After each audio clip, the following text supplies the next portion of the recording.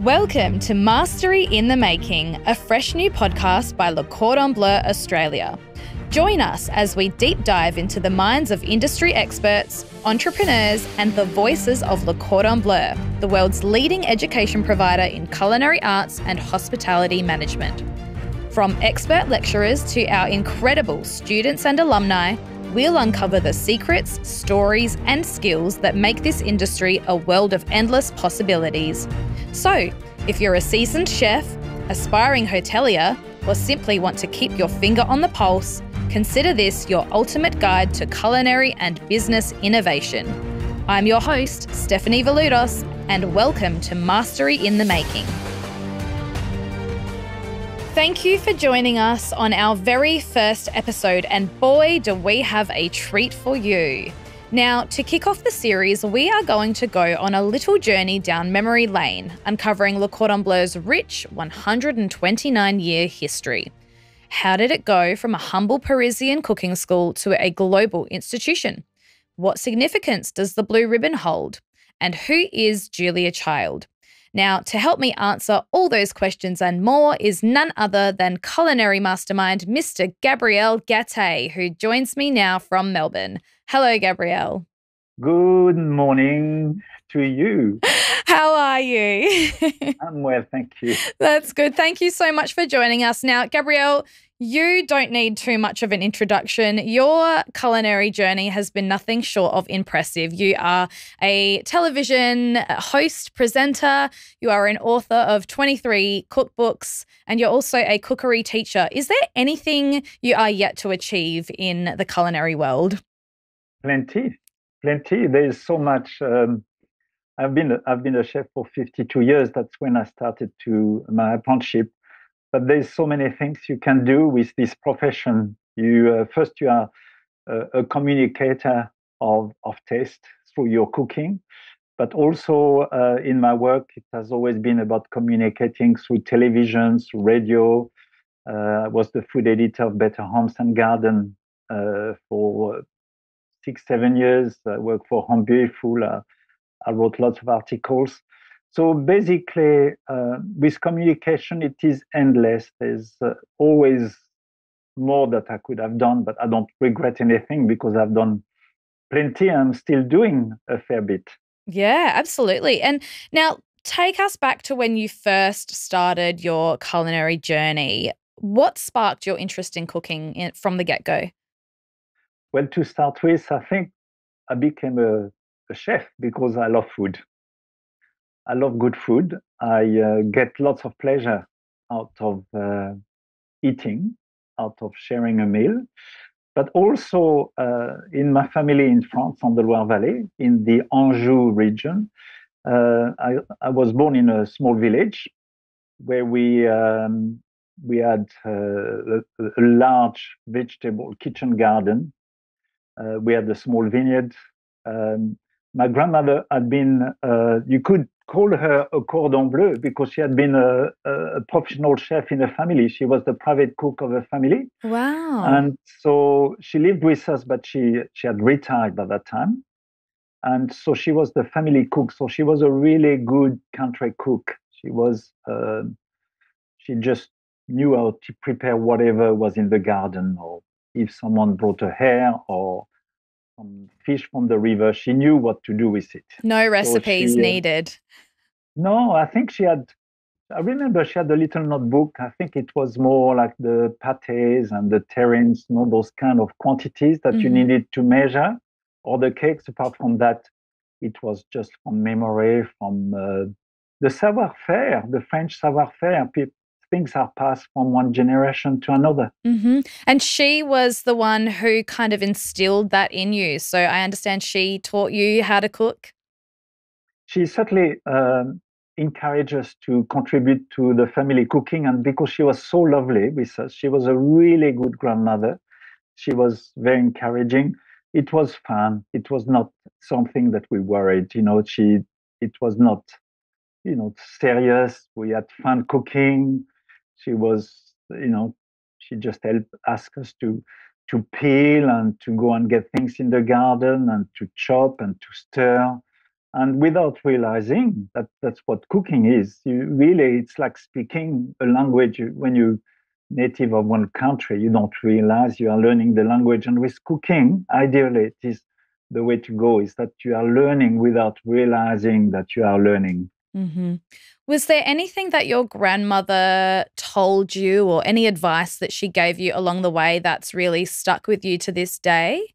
Well, I think that she certainly always talked about what was in season because there was no other ways, like, and the freshness of the ingredients. They raved about the quality of the garden, Mm-hmm. quality of the vegetables. We used to, when we had visitors, friends, and family, we used to take them in the garden to show them how, the wonderful the tomato looked, or how there were plenty of pears in that year, or look at the strawberries or the artichokes or the asparagus. And it was just out of freshness. It's just because you saw a fresh ingredients and you knew you could have a good meal because the ingredients was fresh. Mm-hmm. So you obviously lived and breathed food from a very young age. How did Yeah. you then get into the hospitality industry? Did you do any formal training, or was it just by chance you ended up being, cooking in restaurants and that kind of thing? Well, it was not by chance. At some stage, I had to decide what I was going to do, and I told one of my teacher that I, maybe love to be a chef. I was not quite sure how to go about it because in my family we really ate very well, but we were not uh, going to restaurants a lot because we didn't to, like in the country you don't go to restaurant except if you have to. Yeah. And so in that situation I had to ask someone, and my teacher said, "Oh, I know the best chef of the region. Why don't you go and visit him?" It was 80 kilometers away. I went there on my bicycle with my dad and talked to him. And the chef says, "Yes, this is what you do. You start an apprenticeship." And I think he liked me. I suppose I was listening to what he was saying, and was fit. I think it's important. And he said, "Listen, if you want to, we are looking for an apprentice. You can start more or less straight away to, to be my apprentice." So that was really a stroke of luck, except that I had pedaled for 80 kilometers to go and visit him in his restaurant on the Loire Valley. Wow. Now, when you say teacher, was that a teacher from like a culinary school that you were studying at? No. No, it was a school teacher. I think at that time, young chefs, mostly to become a chef, you mostly did an apprenticeship. Mm-hmm. And then you went to school, to take school once a week or once a month, depending on what. And so basically, you really learned from the chef you were working with. And in my case, it was a very, very good chef. He was a master chef, maître cuisinier de France. He had done competition. He had been successful, and he was the best chef of the region. So it was, and he was 57 when I started to work with him. So it was a chef with so much experience. Yeah. That's the key. Wow. It was very lucky to have someone, and his dad and his grandfathers were chefs. So they, it was just lucky. How old were you at the time? I was 16. Wow. Yeah. My goodness. And that at that age, you knew that this was what you wanted to do. Well, I certainly, it was a good path, very difficult. It was because it was very demanding. At that time, we still work with charcoal in the kitchen. The days were very long. It was a Michelin star restaurant with rooms, so we had to get up to put charcoal in the stove at about 6:30 in the morning in order to cook breakfast, and then we were still in the kitchen cleaning at 11 o'clock at night. And so it was long hours, but at the same time, you learned a lot because We made all the pastries. We made all the ice creams. We got the pheasants, the game with the feathers or the hair, the skin. The fish was not gutted. It was not filleted. It was, so you had to do everything from scratch. Yeah, wow. So you worked in France for a little bit, then you went over to London, I believe, for a Yeah. while as well? Yes. So after my apprenticeship, I worked in Paris in a really good seafood restaurant. And it is interesting because that restaurant had been open since 1874. Wow. And I was there in 1974. So we were celebrating 100 years. And it was purely seafood. The, the owners had fishing boats, the family had fishing boats on the coast. So it was the freshest of the freshest. And I've always loved, at that time, I love seafood. I love seafood. Seafood is great. Chefs love to cook seafood. And in France, we are doing it very well.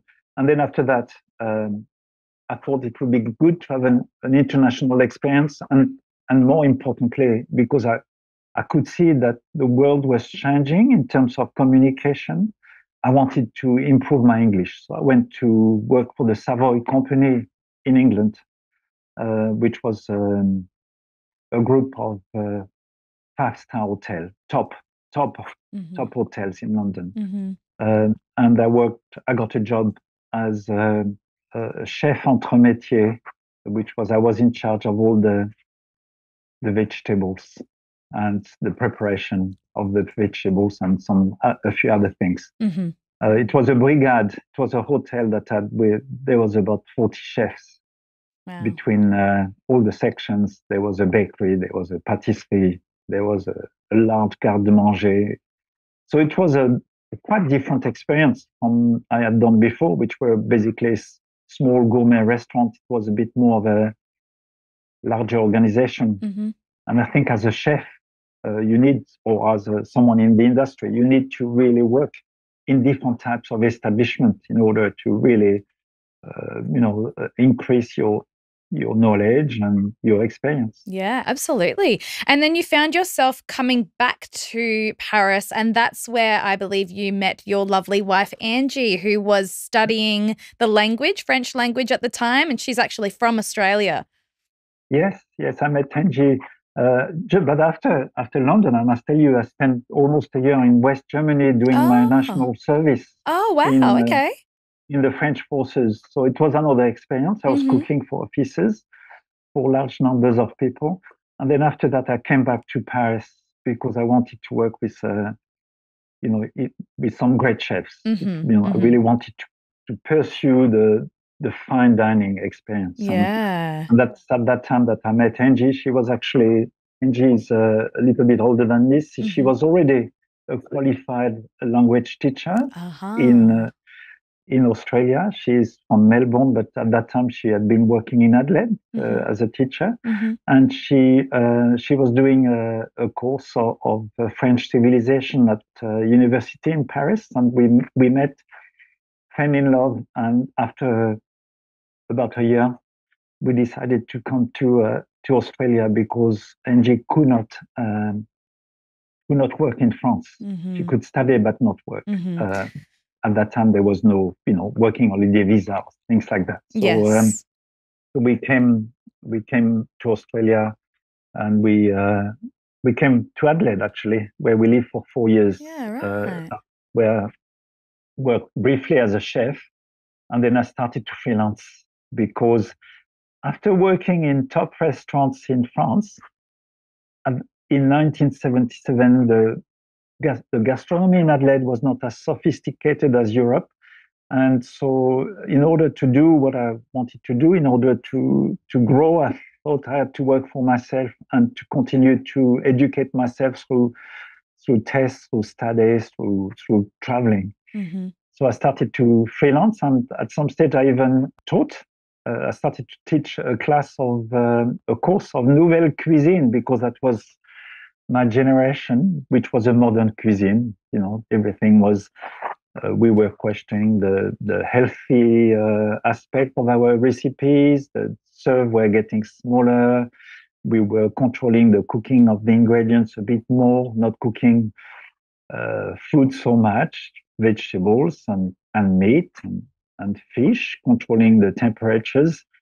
And it was a cuisine that was a little bit more creative. We didn't feel that we had to stick to, to all the classic dishes. It was a time of modernizing the cooking, still using classic techniques. And that's at the end, that's what is important as a chef, is to learn the classic techniques, to learn the movements, to learn the cuts, to learn, to use knives, to learn to use your hands, to be flexible with your approach to cooking. Yeah. So you came to Australia, did a bit of freelance, did a bit of teaching. How else did you establish yourself as such a prominent chef in Adelaide and then, of course, in Melbourne as well? Well, in Adelaide, what happened is that because I decided to freelance, so I offered my services I went to the television stations, I went to the radio stations, newspaper, and said, this is what who I am. I'm a chef. I've trained with some great chefs. I offer my service to cook in people's place for their private dinner parties. And I went to Channel 10 in Adelaide. There was a show at that time called Touch of Elegance. And the host, called Jay Walton, she said, that is interesting. She said, actually, I would not mind you to come and cook a dinner at my place because I'm busy and I've got a dinner party organized. And I said, that's what I do. And so I cooked the dinner. She really loved it. And she said, would you cook that dish, that main course dish you did on my television show? Wow. And I said, yes, of course, I would do that. And I had a little bit of experience with the top French chefs in France in helping getting ready for television, recipes and things. And so I went there confidently, nothing to lose. And I was lucky, I was young.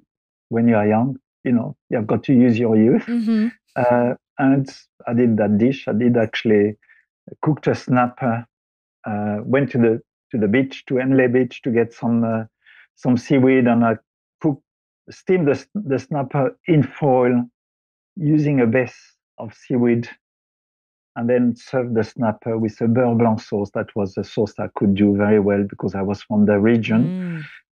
The dish was popular on television, and Jay asked me to do a regular segments on the show. Amazing. So that was my first television it was in 1978. Yeah, so wow. It's a few years ago. Yeah, 45 years ago. Yeah. And you were how old at the time when this was all happening?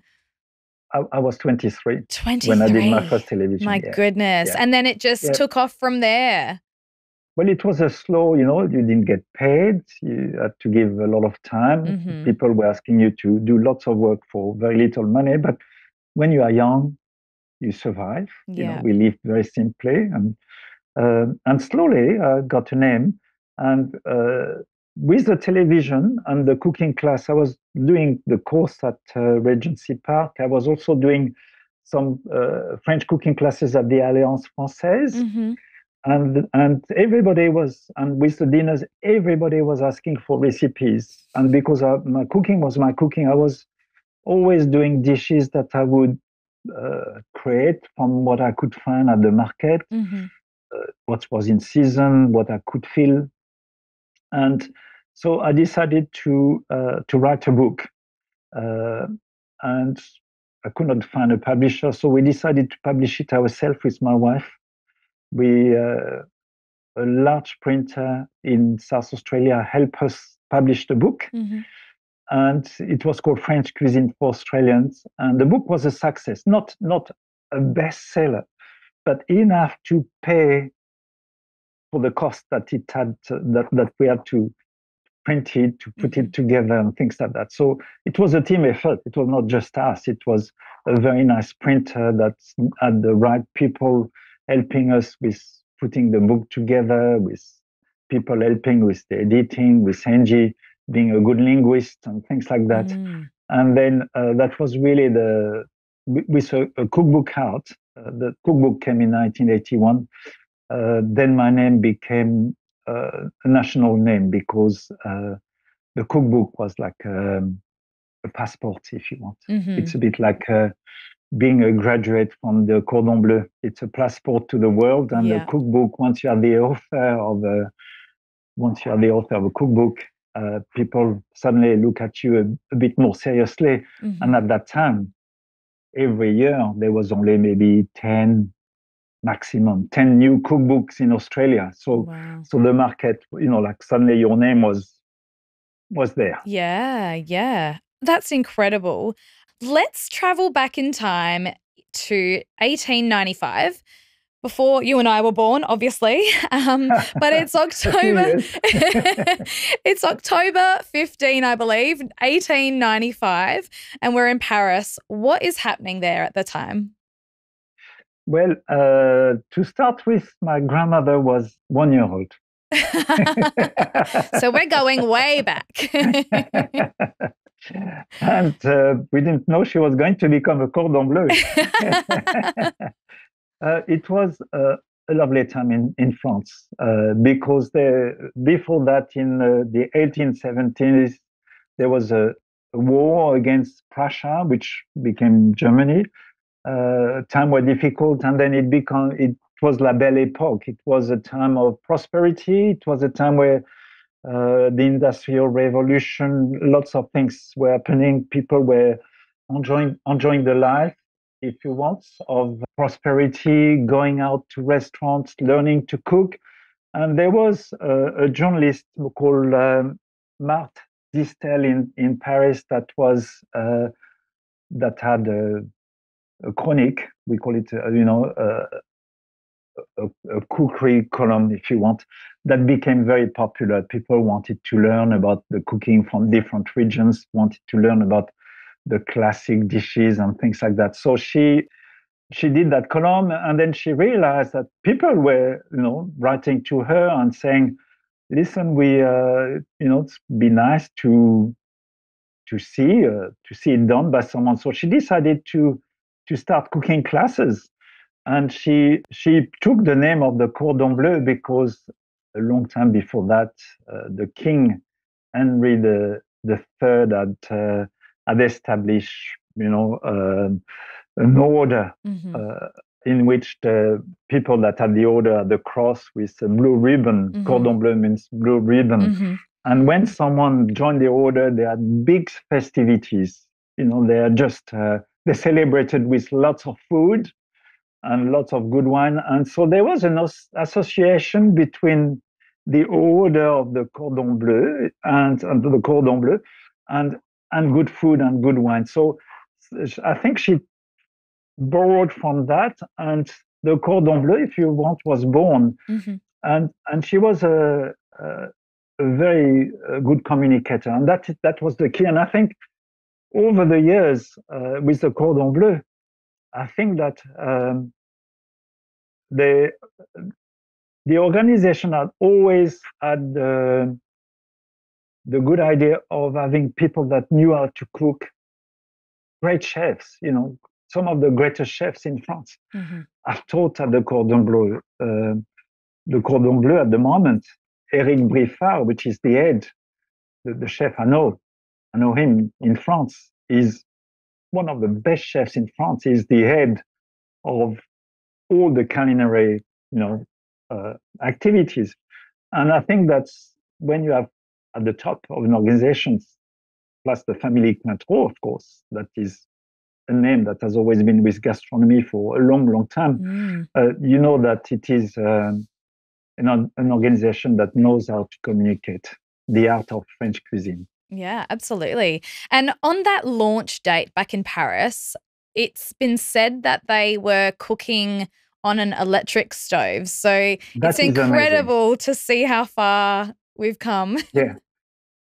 Well, it is quite amazing because when I did my apprenticeship, like 100 years later, or a bit less, the kitchens were mostly charcoal. So that would have been, I suppose it was maybe because of Paris, and because at that time, charcoal and lighting a fire in Paris might not have been so easy. Yeah, but right. because now, of course, there's lots of electricities with inductions in cuisine and cooking and things like that. So it has been an incredible journey. And the Cordon Bleu, of course, has become bigger and better. Yeah. Better than ever. I have visited myself quite a number, of course, of starting with Adelaide and in Melbourne. 2 years ago, I was the lead speaker at the graduation of all the students, and can see the excitement of the students that have learned wonderful skills for the rest of their life. Many of those young people that have joined those courses are going to be top chefs or top restaurateurs or run some incredible places all over the world. Have you ever come across any throughout your career, whether it be in Australia or globally? Many, here, there, and everywhere. Yeah. Absolutely. Ottolenghi, did a stint at the Cordon Bleu. Mary Berry in England, she's a superstar of, she was there like a long time ago, and she's probably like 80 years old. She's superstar of television. Well, of course, we all know Julia Child. Yes. Went there in Paris when she was a young woman after doing work as a spy during the war. That is amazing. Julia Child is probably the biggest name. Yeah. For those who don't know, who is Julia Child? So she studied at our Paris school. I think it was 1950. What was her claim to fame? I know she did a lot with French cuisine, particularly in America, but can you explain who she is? Well, to start with, she loved food. She was a very tall woman, 6'2" or something like that, which is a bit unusual. She had an incredible personality. She had a lot of charisma. She loved food. She loved studying. She had the brain. She studied cooking. She met a couple of French women with whom they opened a cooking school in the United States after all of that. And they decided to write a cookbook between the art of French cuisine or cooking or something like that in the United States, which became a bestseller, the three of them. The two other French women were very good too, but maybe not as good a communicator as Julia, because she was imposing. If you have seen her cooking shows, it's just so, you look at her and you say, what a personality, and she's tall, and she had a strong voice. She had a voice like that. And now you get a very large chicken, and we are going to stuff the chicken with some truffles. You do that so well. You do that so well. I did a presentation when a film came out, and we had a discussion about. And I watched lots of footage of her. She was just incredible. Yeah. She just could. You watched her and you say, "Gosh," and so she basically introduced the United States to the art of French cuisine, because their cooking, was not quite like that. Of course, it might not be for everybody, but she became very, very popular on television. And she did some shows with other top chefs like Jacques Pepin, also a French chef, television chef in the United States. And she very successful author, enormously successful on television until well into her 80s. So she had a long career and very respected, and a woman that has really done good work with French cuisine. Well, it's definitely, we're going to claim that as one of our top alumni, that's for sure. Now, for those who don't know, Le Cordon Bleu's trademark logo is a blue ribbon, which has rich history dating back to the 16th century, when King Henry II created one of the most important orders in France. Symbolising this order was the cross of the Holy Spirit, which hung on a blue ribbon, which translates to Le Cordon Bleu. Now, due to the prestigious nature of this order, the name Le Cordon Bleu became well recognized and celebrated, as we discussed earlier in the podcast. What's really symbolic about this blue ribbon is that to this day, our culinary students actually receive their medal on a blue ribbon upon graduation. Gabrielle, has there been a time throughout your career, whether it be here in Australia or in Paris or France, London, where you've come across a Le Cordon Bleu graduate who really is the essence of Le Cordon Bleu's blue ribbon of excellence? Yeah, they're everywhere. They are everywhere. I feel like everywhere you turn, any restaurant you go to, there is a Le Cordon Bleu graduate not far away. Well, I'll give you an example. Last year, I have a friend called Philippe Mouchel in Melbourne. He's a top chef. He used to work with Paul Bocuse, and we were raising money for the Bocuse d'Or. It's a chef competition, international chef competition. And we needed some help. We cooked 2 dinners. Actually, 2 groups of people paid $12,000 each for us to cook a dinner at their place. Wow. So that was really good money. And we had a couple of graduated from the Cordon Bleu that came to help us. And it was wonderful, to have that energy, young people that were starting their career, that wanted to work after tasting the Cordon Bleu, which give you a taste of the best techniques. The Cordon Bleu, wherever you are, in Paris, in Sydney, in Melbourne, there's top chefs visiting. You get inspired from them, and those young people, they have a taste of success. They say, yes, I'm going to continue at that top level. And to have those 2 young people, I mean, they were not that young, they were not 16, and they were like mid-20s or late 20s. Yeah.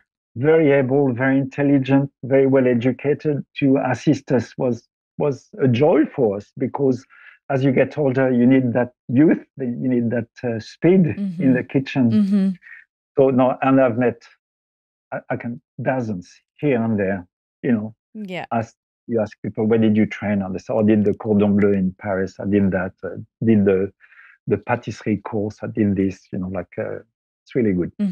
Why do you think Le Cordon Bleu is what it is today? Like, what made it go from, this tiny little cooking school to, I think there's 30 odd campuses worldwide? Why do you think that is? I think that because when you run a private establishment, you get a really special clientele that is dedicated to it. So you get good students. Sometimes in a mainstream organization, that's the nature of it. You get students that, I've got to go to the course and things like that. So you get dedicated students. And because it is so well known, you know that when you graduate from the Cordon Bleu, if you come to Australia, if you are from Asia, or if you go to Paris, and wherever you go, you won't have to explain too much when you are graduated how you did your training. So the fact that also it's an organization that has got lots of structure, so you learn the choreography of movement, you learn the basics of cuisine, you learn the stocks, you learn the knife skills, you learn the sauces, you learn the fish. So when you are graduated, you have not just learned one thing, like if you do a course on just one single course on making risotto, you actually have a good balance of knowledge that will be useful for the rest of your career. So I think it's a bit like the international baccalaureate. If you, as a student, it is recognized all around the world, like when you have so many, 20 countries, I think it is. Yeah. So it is, a serious organization, the largest of its kind. We must not forget that French cuisine is probably, in my view anyway, the most advanced, sophisticated cuisine in the world, because everything has been, there's a repertoire of it. It's not just left, right, and center. We do a bit of this, we do a bit of that. There's the textbooks of French cuisine where, from a little cat, it becomes a sauce. From a chicken stock, you can make 20 different sauces and all of that is written, all of that can be learned, all of that is, registered, all of that is taught. So it's a complete learning process. Absolutely. And I feel like if you can master French cuisine, you can master anything. I feel like it's just the most complex, and it can also be adapted to multiple cuisines across the world. You know what? Years ago, I was filming in India. We were doing something on spices, and we were staying at the Oberoi. And I went in the kitchen, talked to the chefs, and said, chefs, where did you do your training? Is there an Indian cooking school, or what did you do? And they said, no, we studied French cuisine. So that's just amazing. Chefs in India, Indian chefs, of course, that are going to have an international career, learn French cuisine. I was amazed because India has such an amazing cuisine. Yeah. But it's true, once you learn the knife skills, once you learn to look at the change in the saucepans, you can, if you have the skills, you can learn any cuisine so much more easily. It's like once you speak 2 or 3 languages, you can learn another 2 or 3 easily. Yeah. Absolutely. Now let's talk a little bit about your very special link to Le Cordon Bleu. Well, the Cordon Bleu at the moment is the head of the Cordon Bleu. Cordon Bleu is André Cointreau. And when I was a young chef, 52 years ago, his family, his dad, Max, and André, and his brother, Edouard, used to come regularly to eat in the restaurant I was doing my apprenticeship. So we knew the family Cointreau by sight. We could see them in the dining room because, of course, it's from the Cointreau, the liquor Cointreau family involved with cognac and amazing liquor. So the first time I met André, like André later on in my life, when he was head of the Cordon Bleu in Adelaide, we had a wonderful talk because, reminiscing of the time of our common region. We were born in the same part of France, eating the same food as we were kids, and he ate with his dad in the restaurant. I learned my skills. Must feel really special that, you had that connection all those years ago, and now you are still connected in some way or another through Le Cordon Bleu here in Australia, on the other side of the world. It is amazing. It's just to show how this profession, what it opens to you. Not only, of course, my wife is Australian, but as a chef, you can really live a very exciting international life. Gabriel, I could talk to you for hours. We could go on forever. But I guess to wrap things up, what would be your one piece of advice for chefs, whether they be just starting out in the industry or thinking about maybe forging a career in the culinary arts? What would be your number one advice to them? Well, my number one advice is what I'm still doing, is that to never stop learning. Be curious. At home, I am testing new things all the time. There's always a new herb coulis you can make. There's always a new shape with pastry. There's always a new mold that you can try. There's always a new piece of equipment that you have never used before. There's always a new ingredients that you not quite know the flavor. So little by little, by doing that, you increase your repertoire.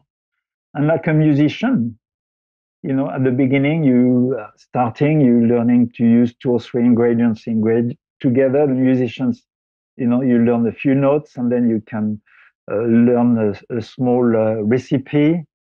and then you increase your repertoire, and suddenly you become fluent in cooking. That means that when you see ingredients, you know how to put a dish together by just looking at the ingredients without to follow recipes, in the same way as a musician can start playing music just like that because they have the knowledge. So it's like a language. Cooking is a language that gives beautiful experiences.